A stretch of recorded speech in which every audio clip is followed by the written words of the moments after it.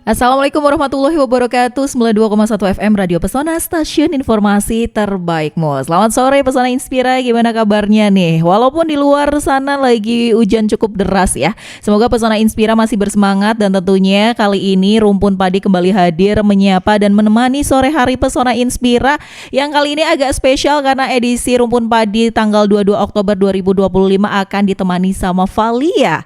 Dan untuk edisi hari ini juga Valia sudah ditemani oleh beberapa narasumber ya, di mana nanti kita akan membahas terkait tema tentang potensi pengembangan agribisnis komoditas ubi kayu.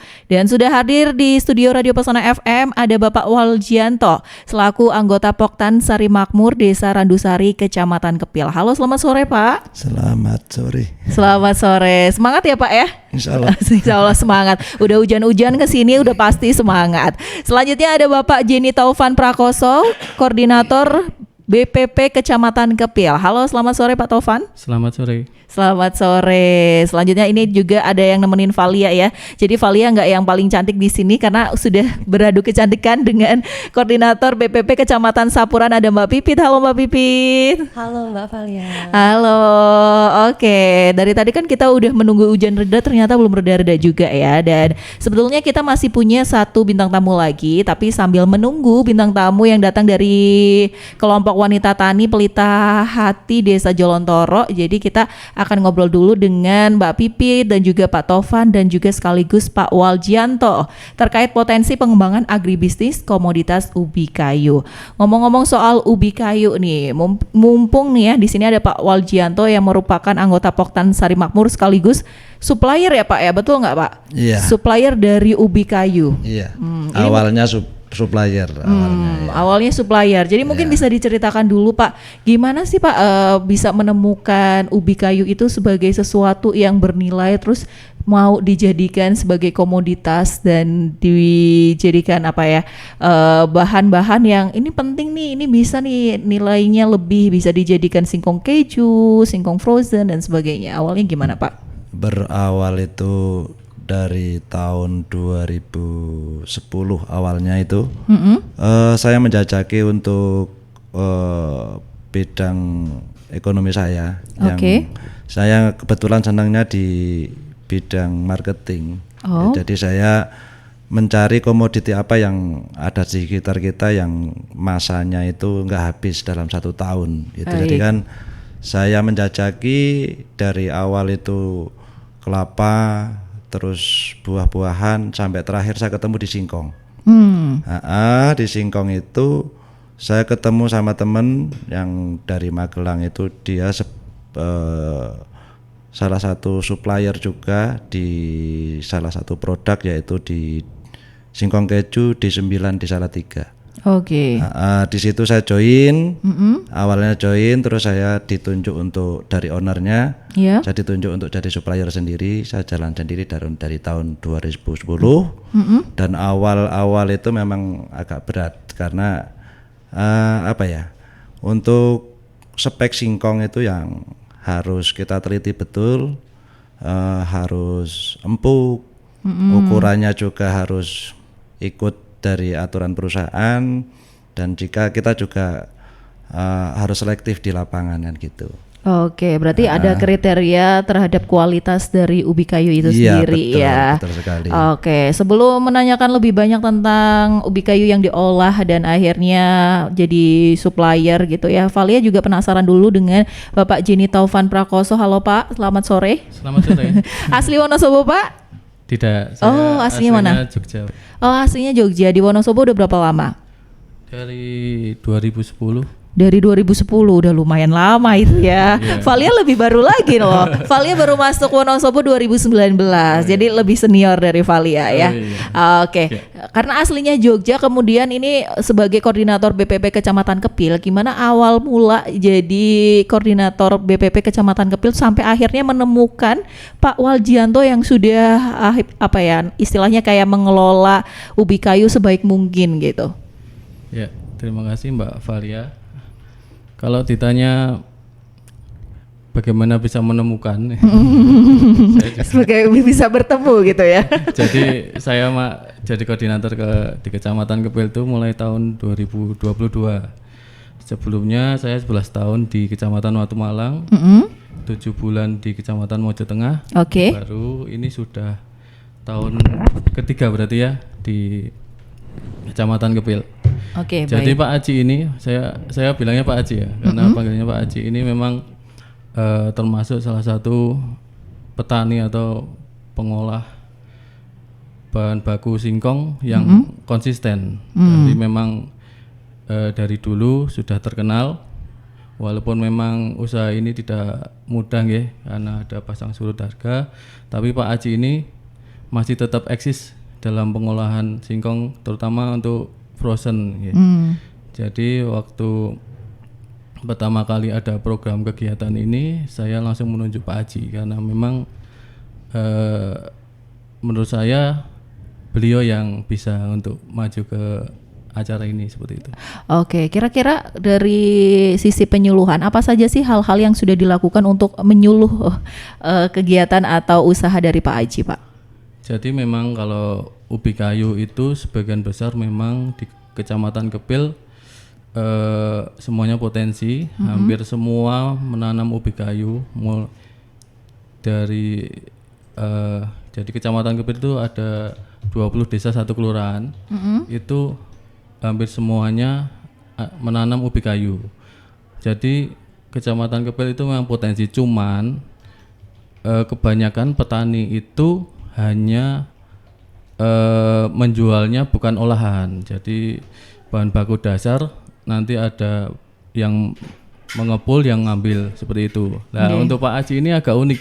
Ya, gimana Dia uniknya? berani mengolah gitu Oke. sampai sekarang dan stabil, masih melakukan seperti itu. Jadi memang kalau untuk olahan baik itu mokaf maupun singkong keju ini di Kecamatan Kepil sebenarnya masih sedikit. Oh, Tapi gitu. untuk bahan bakunya insya Allah banyak. Tapi sekali lagi yang perlu digarisbawahi bahwa ada syarat-syarat tertentu untuk mengolah frozen ini. Jadi tidak semua ubi kayu bisa. Oh, nggak semua ubi kayu iya. bisa. Iya. Dari situ akhirnya informasi-informasi itu disampaikan dan Iya. jadi sosialisasi gitu ya, edukasi juga ya.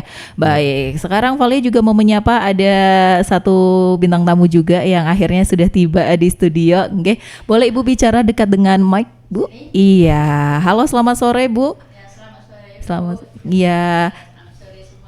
Oke, baik. Beliau adalah Bukun Mukaroma, merupakan ketua kelompok wanita tani Pelita Hati Desa Jolontoro. Betul nggak Bu?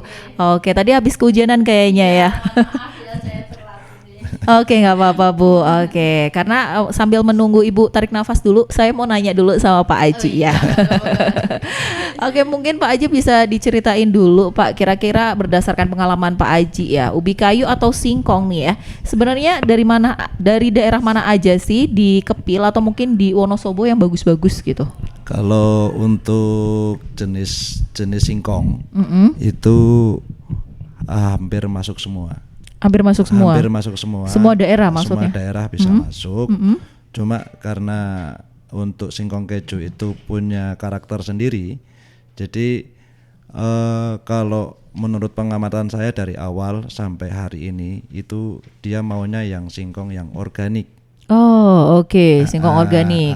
Kalau di tempat saya atau di Kepil khususnya di wilayah Sapuran dan sekitarnya sampai Kertek sampai Watu Malang Iya. itu biasanya tumpang sari. Hmm. Jadi pupuknya numpang, Oh, nggak gitu. langsung. Kalau langsung dipupuk di singkongnya itu kurang bagus kalau untuk olahan frozen food. Oke, berarti pada saat akan membeli Pak Waljianto juga akan melihat dulu ya kira-kira pemberian pupuknya seperti apa pada saat diproduksi gitu ya. Biasanya saya udah survei lokasi terlebih dahulu. Oh, langsung Iya, sudah ke hafal lokasi, oke. lokasi mana yang bisa diproduksi untuk singkong keju itu.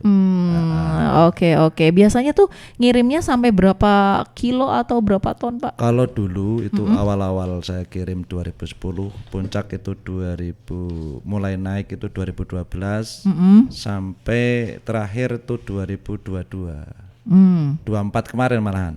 Itu saya awal itu kirim 7,5 kintal sampai 8 kintal, terus naik 1 ton, terus naik lagi 1,5 ton, berjalannya waktu sampai 2,5 sampai 3, 4 sampai 8 ton per hari. Per hari. Iya, Sampai betul. sekarang sekitar situ juga? Kalau sekarang itu sudah 12 tonan. 12 ton. Wow. Itu kira-kira dikirimnya kemana aja sih, Pak? Kalau itu saya satu tempat aja dulu saya karena berawal dari supplier di D9 Salatiga itu dia produksi untuk singkong keju juga. Iya. Itu untuk kebutuhan lokal. Oke. Kebutuhan lokal aja. Kalau di Wonosobo sendiri kira-kira ada nggak semacam kayak yang di Salatiga itu? Jadi Bapak sebagai supplier juga di Wonosobo. Salah satunya saya produksi. Oh, sekarang udah produksi sendiri Iya, artinya iya, ya. Oke. betul. Berarti nggak ngirim lagi ke pihak lain gitu ya? Mulai tahun 2024 itu saya udah fokus untuk produksi sendiri. Oke. Sudah nggak jadi supplier lagi. Udah jadi nggak supplier lagi gitu ya. Berarti ngambilnya langsung dari petani gitu ya, Pak? Dari langganan saya. Dari langganan. Oke, berarti habis ini nih Valia yang bikin penasaran adalah kira-kira keuntungannya. Oke, tapi sebelumnya Valia mau ngobrol juga sama Bu Kun Mukaromah ya, karena di sini juga Bu Kun juga mengolah ubi kayu juga ya, Bu Kun ya. Betul. Boleh diceritain Bu Kun kira-kira yang diolah itu dalam bentuk apa saja kira-kira? Oh, untuk sementara itu baru opak. Opak, nggih. Iya. Terus ya ada beberapa selingan, itu ada singkong pula itu saya belajarnya juga dari Salatiga itu. Oh, oke. Ya, kemarin kan pas ikut UMKM Jolontoro, nah di sana diberikan pelatihan selama 2 hari. Nah setelah 2 hari itu diajak ke tempat usahanya itu di Salatiga. Oke, opak dan singkong flah. Iya. Oke, itu berarti dijualnya di wilayah Wonosobo juga atau keluar kota? Kalau opak itu kan kerjasama dengan UD3 Putra Jolontoro. Nah, terus ada yang memasarkan juga dari kelompok KWT, ada yang bagian pemasaran. Terus ada yang memasarkan gitu. Ada sampai ke mana ya? Wonosobo. Dan juga kalau yang UD Putra itu sudah sampai luar kota, bahkan ada yang sudah diekspor ke Malaysia. Oh, oke. Ini karena juga dilakukan bersama-sama dengan kelompok wanita tani ya. Kelompok wanita tani Pelita Hati Desa Jolontoro ya, Bu ya. Betul. Ini awal mula kelompok wanita tani ini bisa bergabung terus kepikiran udahlah ngolahnya ubi kayu aja, itu gimana Bu ceritanya awalnya? Karena memang kalau ubi kayu dibuat opak itu sudah turun temurun dari dulu ya. Oke, jadi nggak perlu mikir lagi resep gitu ya, Bu ya. Iya betul. Jadi nggak bisa mau apa gitu kan, nggak bisa terus langsung terpikir ubi kayu. Nah, Oke. ubi kayu terus dibuat opak itu. Oke. Kalau anggota dari kelompoknya ada berapa orang kira-kira, Bu? 17 orang. 17 orang dan semuanya aktif. Semuanya aktif. Oke, terus kira-kira kalau kegiatan rutinnya tiap hari bikin opak atau ada hari-hari tertentu saja? Kan satu hari ada ya waktunya untuk ngukus. Jadi dari kelompok itu ada yang bagian ngukus ada 2 orang. Oke. Terus yang bagian membuat ada 10 orang. Oke. Terus yang lainnya itu bagian pemasaran gitu. Oke. Ya, terus dibuatnya itu dalam satu kuintal itu 2 hari.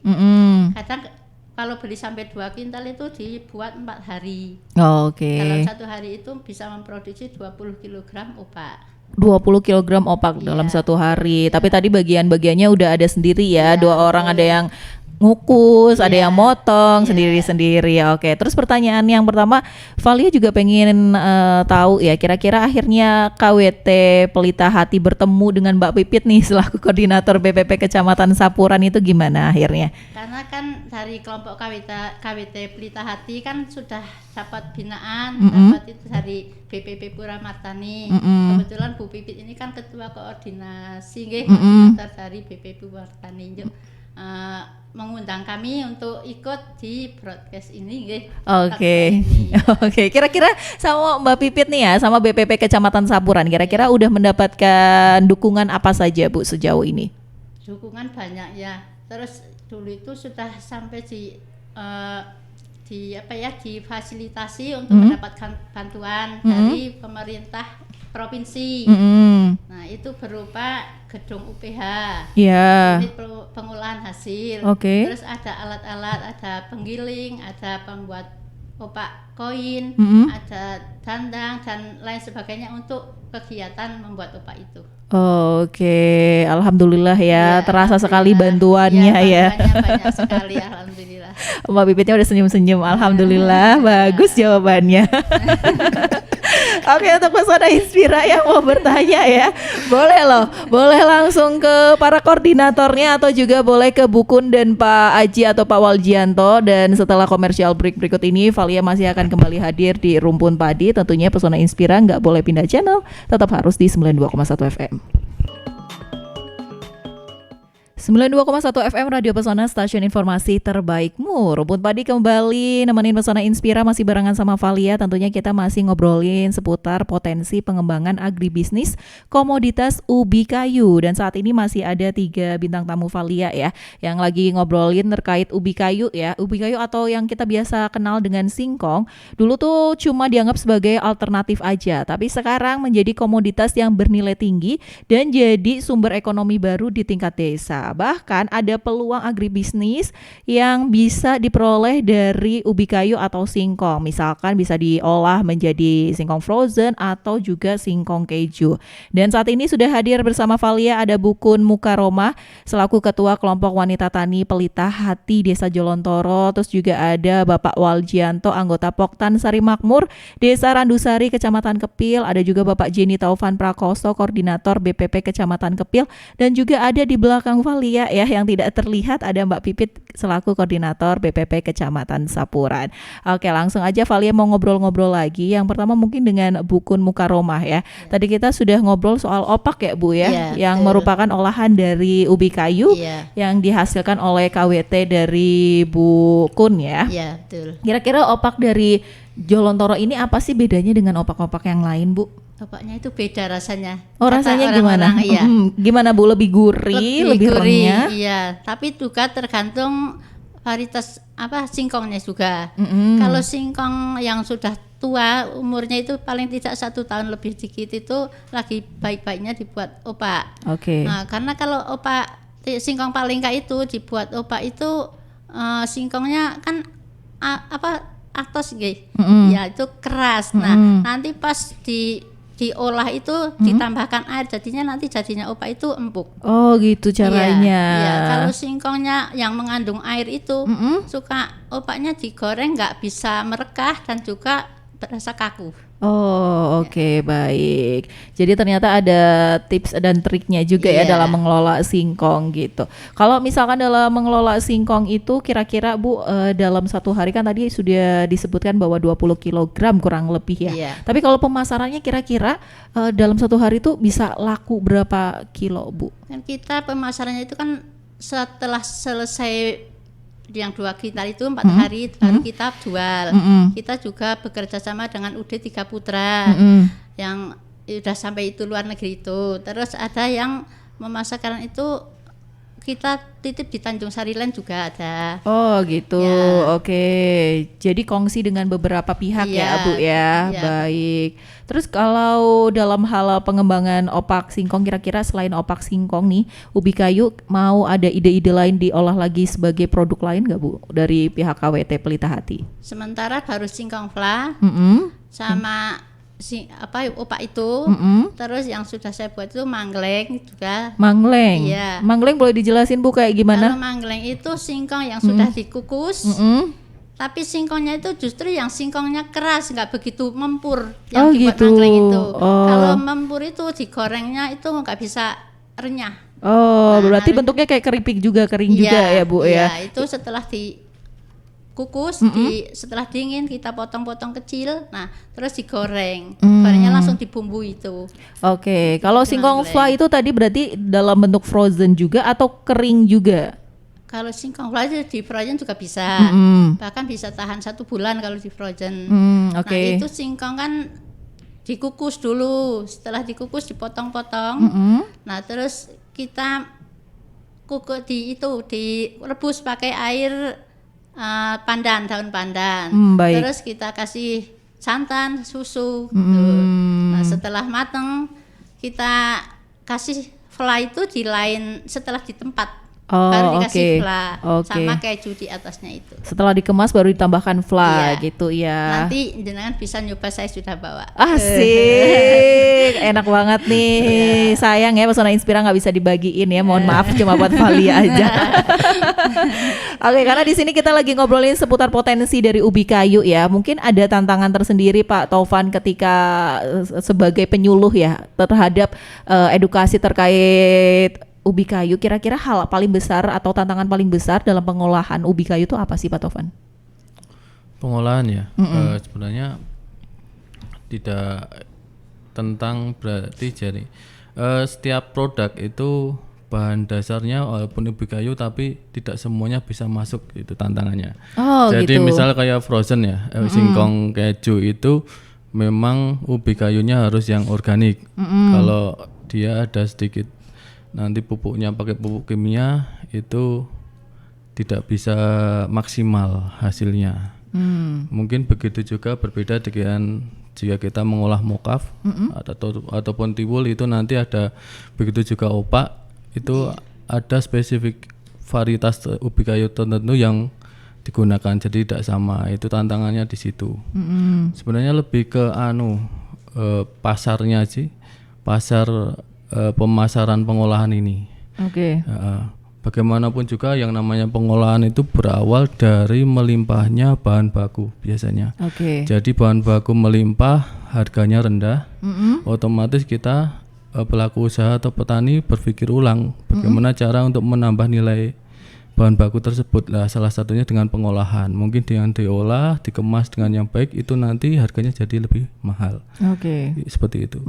Baik. Jadi sudah dijelaskan ada beberapa tantangannya adalah ketika sumbernya tersedia tapi belum tentu bisa semuanya masuk untuk semua jenis produk gitu ya. Kita tetap harus memilah-milah gitu. Baik, selanjutnya Valia mau bertanya dengan Pak Aji nih. Pak Aji, kira-kira kalau misalkan ngelihat dengan kasat mata ya selaku produsen dan juga tadi udah tahu nih kira-kira yang ini nih yang pakai pupuk tumpang sari yang ini atau enggak. Kira-kira kalau lihat secara kasat mata bisa bedain enggak sih ini singkong atau ubi kayu yang bagus ini yang enggak, itu caranya gimana?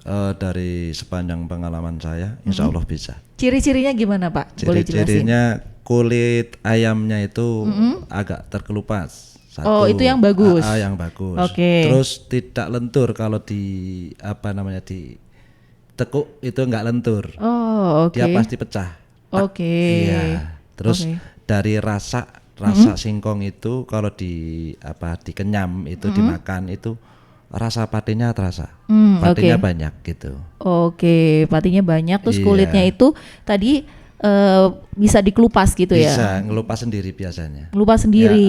Biasanya ngelupas sendiri. Oke, biasanya kan kita kalau ngelupas singkong cuma satu kali kick gitu terus langsung bisa biasanya langsung kalau yang bagus ketarik, itu nggih. begitu cabut itu bisa dia udah pecah sendiri kulitnya. Oh gitu. Kalau yang varietas memang yang organik, umurnya belum terlalu tua, standarnya itu 11 bulan ke bawah, 8 bulannya ke atas, itu lagi bagus-bagusnya untuk frozen. Oh baik, berarti ada umurnya tersendiri tadi Iya. ya. Oke, selaku produsen juga nih Pak, kira-kira dalam memproduksi dan menjual, kira-kira keuntungannya gimana Pak? Kalau untuk keuntungan sebenarnya menjanjikan. Menjanjikan dalam arti dari bahan baku yang melimpah. Memang kesulitannya kita memilih bahan baku yang memang layak produksi. Oke. Tapi kalau kita udah nemu singkong yang memang benar-benar masuk ke kriteria produksi dan itu lolos produksi bisa katakan 80% lah, itu cukup untuk kehidupan sehari-hari. Oh, wah, luar biasa. Artinya di atas UMR Wonosobo ya, karena Insya cukup Allah untuk bisa. kebutuhan sehari-hari. Iya. Oke, saat ini sudah ada beberapa Pesona Inspira atau pendengar kita yang sudah bertanya dan mengirim chat nih, kita akan jawab sama-sama ya. Yang pertama dari 0813 1545 sekian. Selamat sore Pesona FM, saya Mini dari Kapulogo.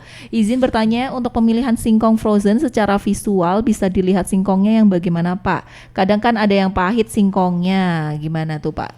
Kalau untuk kasus pahit biasanya itu sepanjang pengalaman saya itu selama tidak di bawah pohon sengon Pohon Biasanya sengon. kan iya.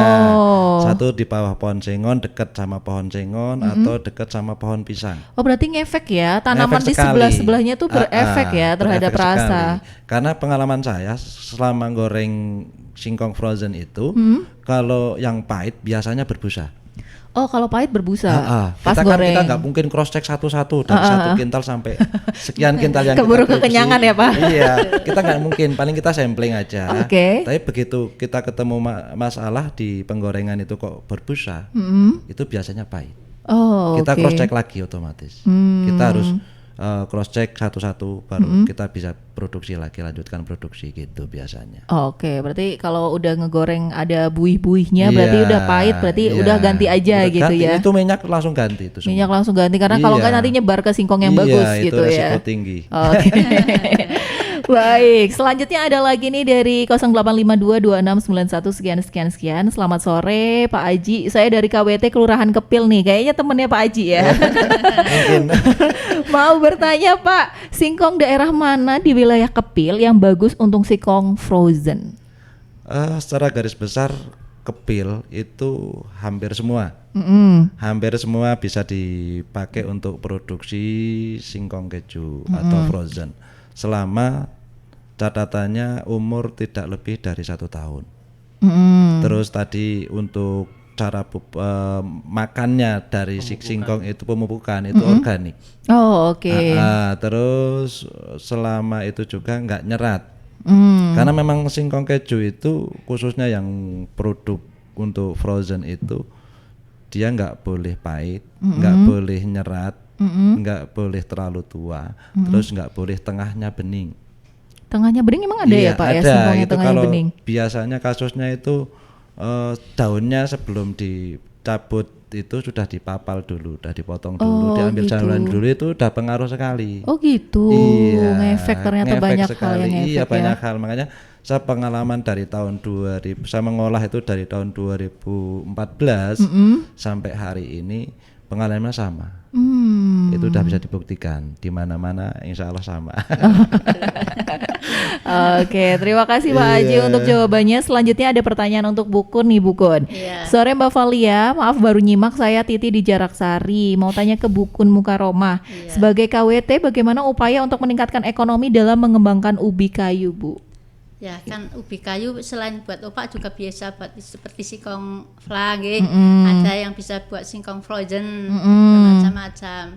Nah, tergantung kita bagaimana mau mengembangkannya. Nah, terus untuk untuk KWT Jolontoro hanya baru itu singkong flan sama opak itu. Oke. Ya, sama manggleng sedikit belum banyak. Oh, Paling yang manggleng paling banyak sedikit. baru opak itu yang paling banyak. Oke, Valia paling penasaran sama manggleng ya, karena Valia baru denger ini. Oke, selanjutnya masih ada pertanyaan lagi. Ini sepertinya masih dari tetangganya Pak Aji ya. Saya Aan dari Kepil, mau tanya jenis singkong apa saja yang bisa dibuat untuk singkong frozen. Silakan Pak Aji. Kalau untuk jenis singkong itu kebanyakan di wilayah Kepil, Sapuran, Kretek sampai ke Watu Malang kebanyakan tuh kelanteng. Kalau orang sini bilang kelanteng ya, kelanteng. Tapi juga ada juga Marongsari atau Palengka kalau di wilayah Sapuran itu juga bisa. Oke. Cuma perbedaannya kalau untuk yang kelanteng itu untuk produksinya lebih merekah. Oke. Lebih mudah merekah. Kalau untuk yang Palengka atau Marongsari kulit merah itu biasanya empuk saja, merekahnya kurang. Oh gitu. Jadi kalau banyak ya, kalau saya produksi kan ada 2 macam, yang frozen dan bisa disajikan langsung. Kalau yang kulit merah itu langsung disajikan. Oke. Biasanya. Kalau untuk Oke. frozen itu kita pilih untuk yang kelantengnya karena lebih tahan lama. Oke, baik. Kemudian terkait standarisasi kualitas bahan baku nih, kira-kira dari KWT maupun dari Pak Aji, gimana sih cara membuat standarisasi kualitas dari ubi kayu itu sendiri sebelum diolah jadi opak atau jadi singkong frozen gitu? Ada nggak tahap-tahapnya? Sebetulnya kita sudah paham ya opak yang mau dibuat opak itu yang bagus singkong seperti apa. Kan kita sudah biasa ngolah. Jadi kalau singkong kelanteng itu dibuat opak bagus, tapi harus ada campurannya Palengka. Kalau misalnya mulus kelanteng itu opaknya cepet itu pudar warnanya. Ya cepet sempat kuning atau kadang bahkan jadi hitam itu. Oke. Makanya harus ada campuran Palingka itu. Paling bagus memang Palingka sebetulnya. Oke, berarti ada tahap pemilihan itu ya Iya, ada. dari situ ya Dengan standarisasinya. umur juga. Dari umur singkong, ya. dari umur singkong. Iya. Kalau yang tumpang sari sebetulnya sama seperti buat frozen itu. Harus memilih tempatnya juga. Oke. Yang tumpang sarinya sama apa saja itu. Karena kalau singkong yang ditanam dekat pohon cabai itu juga kurang bagus. Oh, ikut Suka pedes atau melenyek. gimana, Bu? Enggak, melenyek. Oh, melenyek, Iya. melenyek. Oke. Jadi nggak bisa tahan lama itu geduknya itu kalau sudah jadi Oh, geduk. nggak awet. Iya, nggak awet, Oh, iya. Oke, baik. Jadi tadi standarisasinya karena sudah mengerti cara memilihnya Iya. dari lewat situ ya. Mungkin Pak Haji ada mau yang ditambahkan Pak cara standarisasinya? Kalau mungkin kebalikannya untuk opak dan singkong frozen. Itu kalau yang untuk frozen itu justru yang pupuknya banyak. Oh, Kayak justru yang pupuknya tumpang sari, banyak. cabai, sayuran itu yang dulu dianggap remeh singkong itu cuma untuk tumpang sari saja. Tapi kalau karena sudah tahu nilai ekonominya tinggi, karena dulu belum kenal saya, terus sekarang sudah kenal saya, terus banyak yang ngobrol tentang singkong itu, terus standar harganya berapa, bagaimana. Akhirnya mereka juga sudah mengerti. Oke. Untuk standar singkong keju harganya sekian, kalau untuk olahan lainnya harganya di bawah singkong keju kan gitu. Oke, Jadi baik. nilai ekonomis lebih tinggi untuk singkong keju. Gitu. Baik. Kalau gitu karena ini kaitannya juga sama memproduksi makanan ya. Kayaknya kan biasanya kalau sebelum dijual tuh ada PIRT, izin, ada logo halal segala macam, itu jadi tantangan tersendiri juga nggak sih? Iya, awal-awal sama dulu waktu saya produksi kan saya nggak berpikir sebagus ini peluangnya kan gitu kan. Awalnya saya sampling, terus karena saya dari hasil sampling itu kewalahan, saya mau buat apa ini singkong yang saya produksi ini. Akhirnya saya kemas sedemikian rupa, tapi belum ada izin waktu itu. Saya sudah launching sampai ke Jabodetabek. Sempat launching teman-teman kantor dulu saya waktu kerja di Jakarta. Terus saya koneksi lewat singkong keju itu, ada yang reseller ke sana juga, marketing di sana. Alhamdulillah jalan. Cuma mentoknya di izin dulu waktu itu.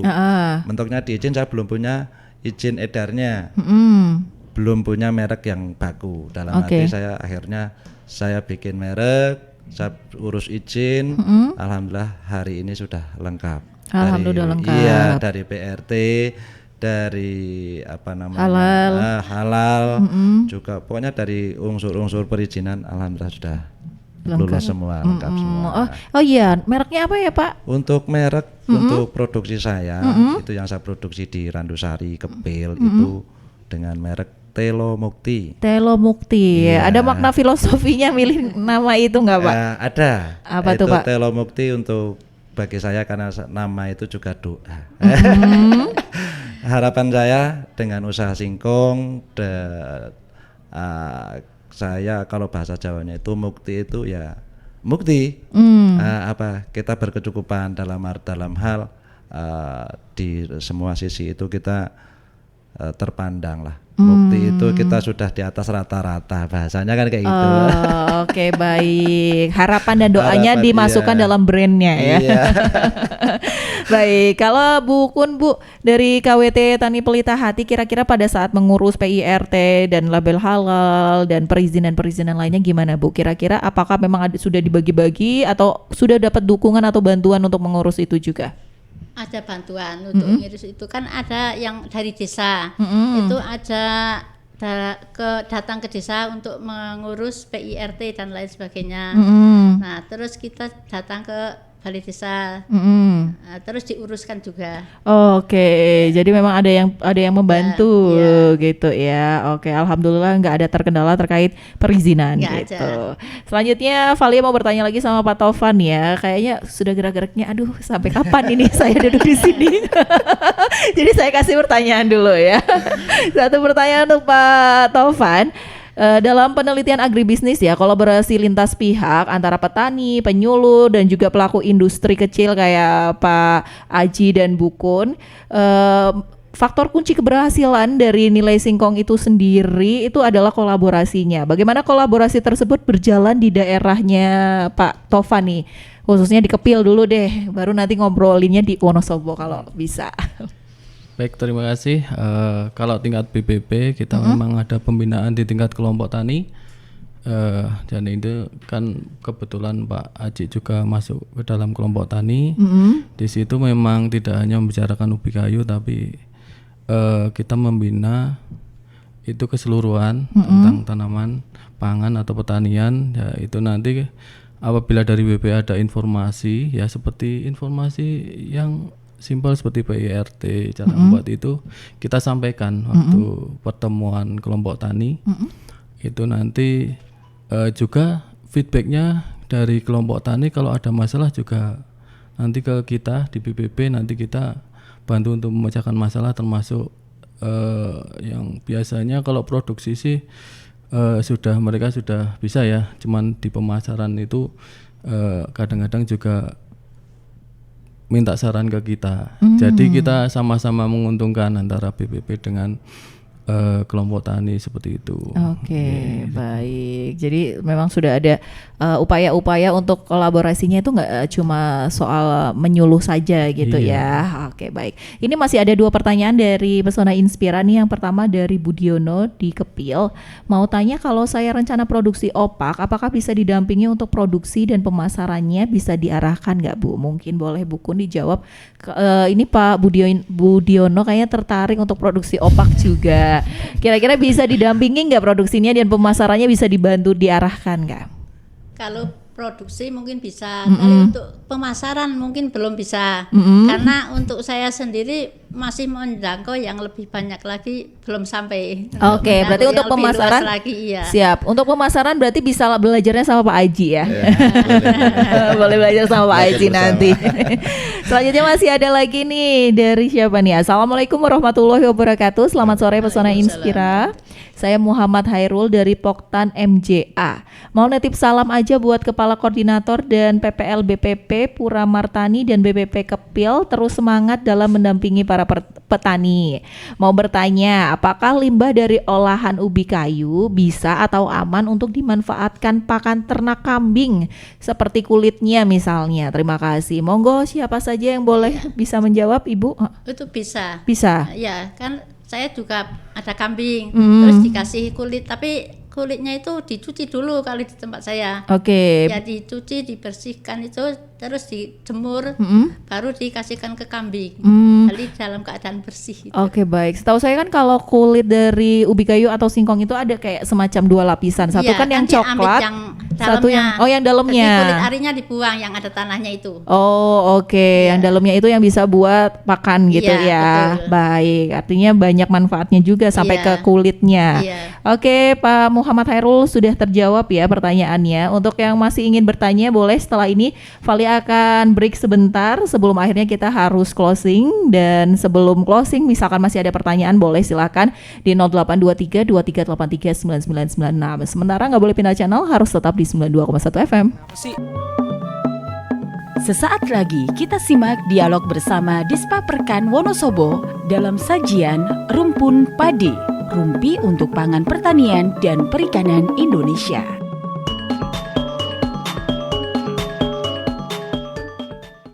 Rumpun Padi, rumpi untuk pangan pertanian perikanan Indonesia masih nemenin Pesona Inspira, namun kita sudah di segmen terakhir nih. Jadi Valia mau bertanya beberapa pertanyaan terakhir ya.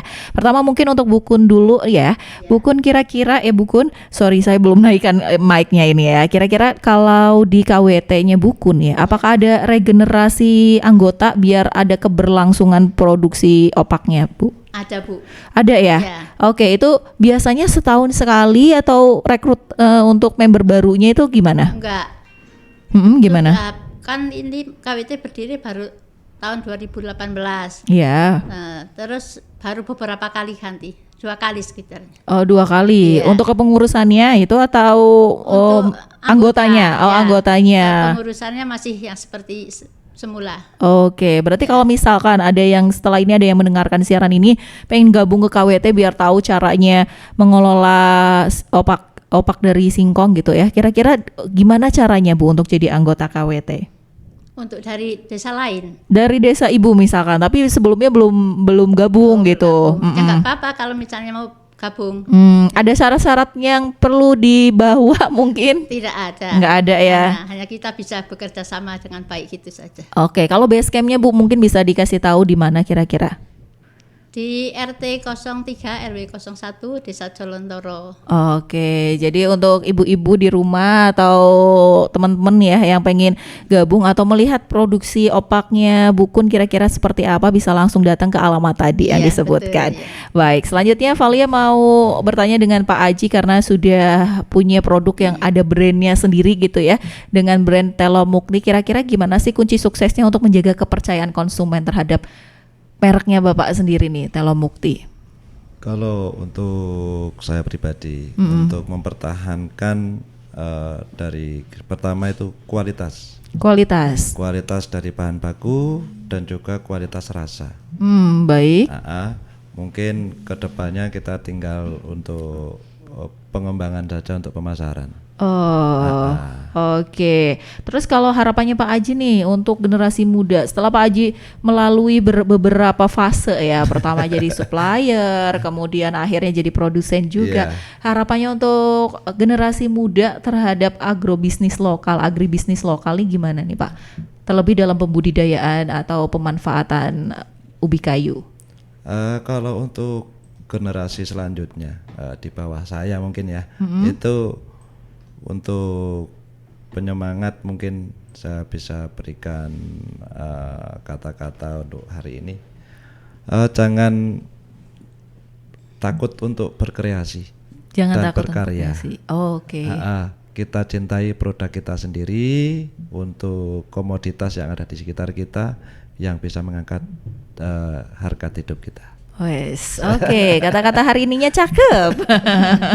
Semoga bisa didengarkan oleh semua generasi muda ya. Jadi pengelolaan dalam ubi kayu itu nggak cuma bapak-bapak ibu-ibu aja. Para generasi muda juga bisa nih menciptakan produk-produk bernilai tinggi dari ubi kayu. Oke, terakhir untuk pertanyaan ke Pak Taufan ya.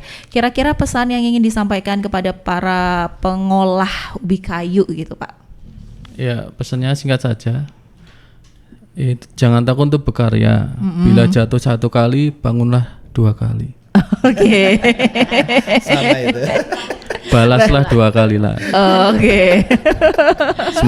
Semangatnya berarti harus ada dua kali juga ya. Baik. Oke, karena saat ini kita sudah lebih dari jam 4 sore, sudah 16.08. Artinya Valia sudah harus undur diri dari Rumpun Padi edisi hari ini Rabu 22 Oktober 2025. Valia mengucapkan terima kasih banyak untuk Bukun Mukaromah. Mohon maaf Ibu. Bukun Mukaromah selaku Ketua Kelompok Wanita Tani Pelita Hati Desa Jolontoro dan juga Pak Waljianto atau Pak Aji selaku anggota Poktan Sari Makmur Desa Randusari Kecamatan Kepil dan Bapak Jini Taufan Prakoso Koordinator BPP Kecamatan Kepil dan gak lupa juga nih ada Mbak Pipit Koordinator BPP Kecamatan Sapuran. Terima kasih banyak sudah hadir di studio Radio Pesona FM. Semoga kapan-kapan bisa main-main lagi ya. Dan terima kasih juga untuk seluruh Pesona Inspira yang sudah menyimak dan mengirimkan atensinya. Akhir kata saya Valia pamit. Wassalamualaikum warahmatullahi wabarakatuh. Waalaikumsalam. Demikian sajian Rumpun Padi, rumpi untuk pangan pertanian dan perikanan Indonesia bersama Disparperkan Wonosobo.